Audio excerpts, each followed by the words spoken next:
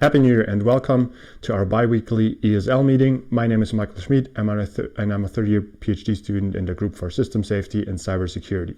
For the past 2 years, I've been working on automation in automotive, and with my master's thesis, I have developed a certification approach for automated vehicles that I'm very excited to show you today.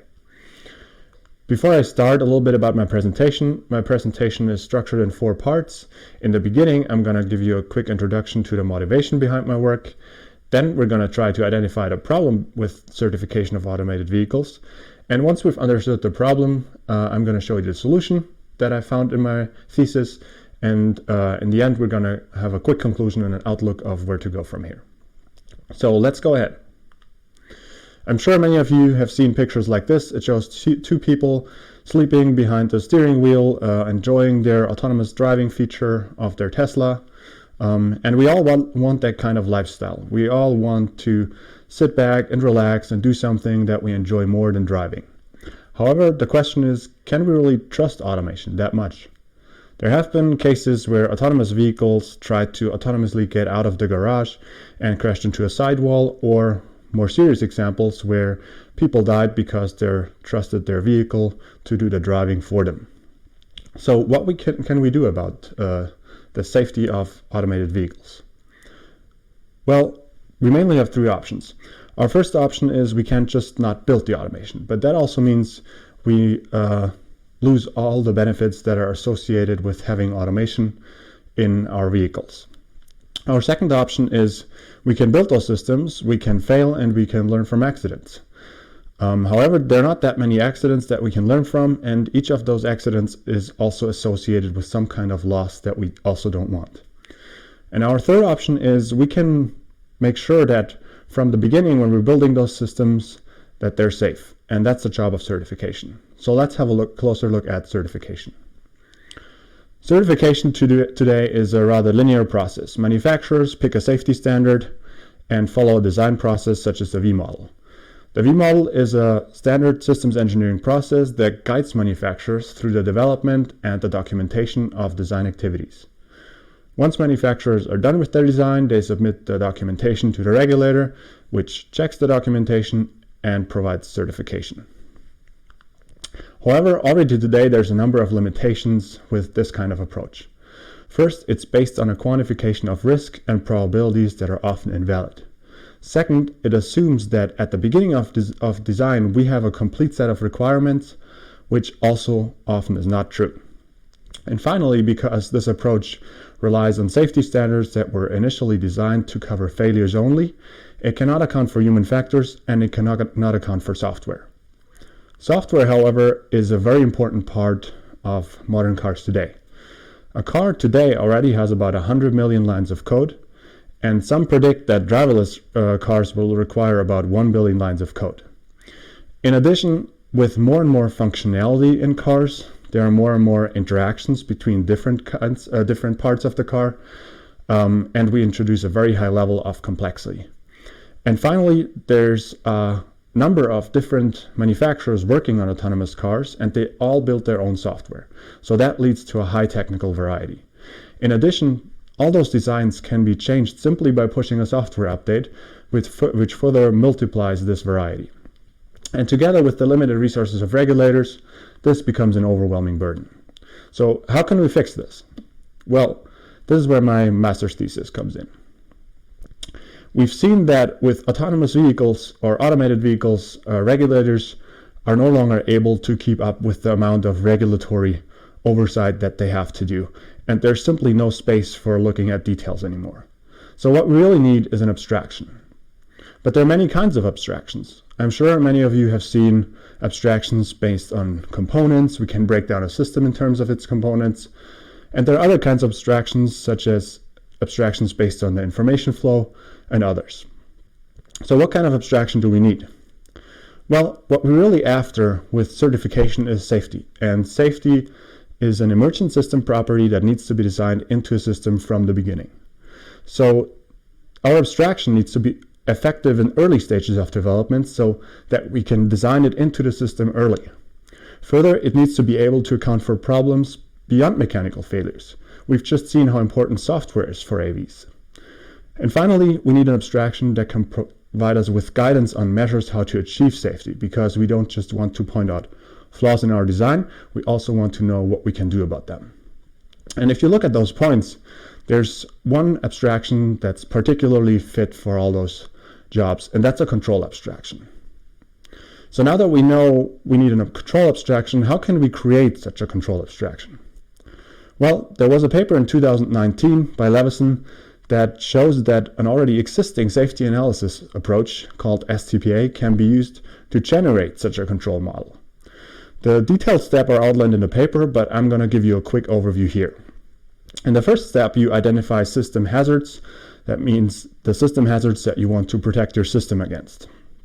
In the second step, you instantiate an initial control structure that is a simple model of the control flow in your system.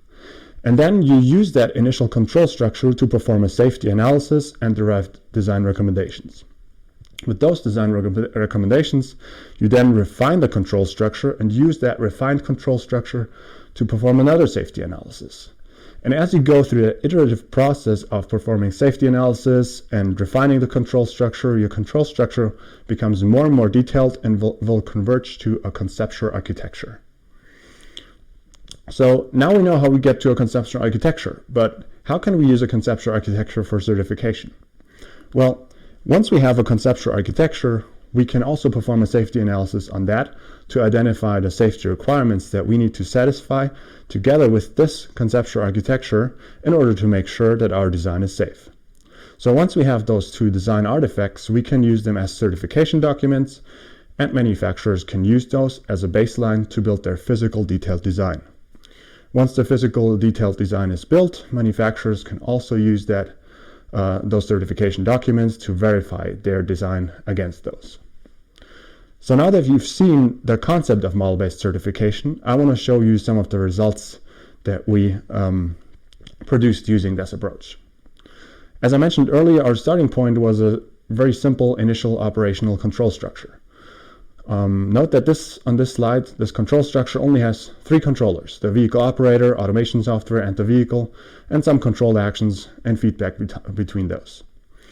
And after we applied the approach that I described to you, we received a much more detailed conceptual architecture. Note that the conceptual architecture here, in comparison to the control structure on the previous slide, has much more controllers. We see controllers for planning, prediction, control, perception now, and we see control actions and feedback between those controllers. On top of that, you can also see some of the safety requirements that we identified at the bottom of the slide. And a similar thing can be done for the organizational part around AVs. We've seen earlier that safety is a system property that emerges from the operation and the interactions of the components in a system, and so when we analyze a system, we need to take into account the entire system, including its organizational components. And what we received is an organizational structure for model-based certification that you can see on this slide.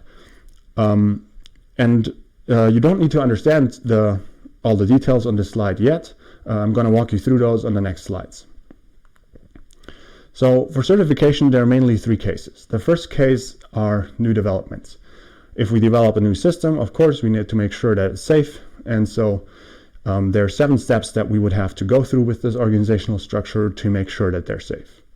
In the first step, technology providers, that includes automated vehicle manufacturers, software providers, app developers, provide a functional description of what they want to build to the regulator. This functional description is then provided to safety analysts to derive a conceptual architecture and safety requirements. The conceptual architecture and safety requirements are then given to the technology providers to build their detailed physical design. Once they're done with that, they request a verification from verification institutions, and the verification results are provided to the regulator for approval. The second case of certification are changes to existing systems. Of course, if we update a system, if we change it in any way, we still need to make sure it's safe. And so we can use the same steps 1 through 7 that we've seen before, with the only difference highlighted in orange here. Technology providers need to provide an update of their functional description, but not an entirely new functional description. And finally, one task of certification is certification of changes in the operating environment. Especially when we build automation, there's a lot of assumptions going into our design. And so we need to make sure that those assumptions hold over time, even if the environment changes. And as we all know, because the world is dynamic, right? And the differences to the previous slides here are highlighted in red. You can see that most of those are labeled with step number 0, and they're all part of a bigger feedback system from the operation of AVs to the safety administration. And in that way, the safety administration learns about incidents, accidents, complaints, human factors issues, any concerns that were observed in operation. And based on that information, safety administration can command a re-evaluation through the regulator and trigger the steps 2 through 7 that we've seen before.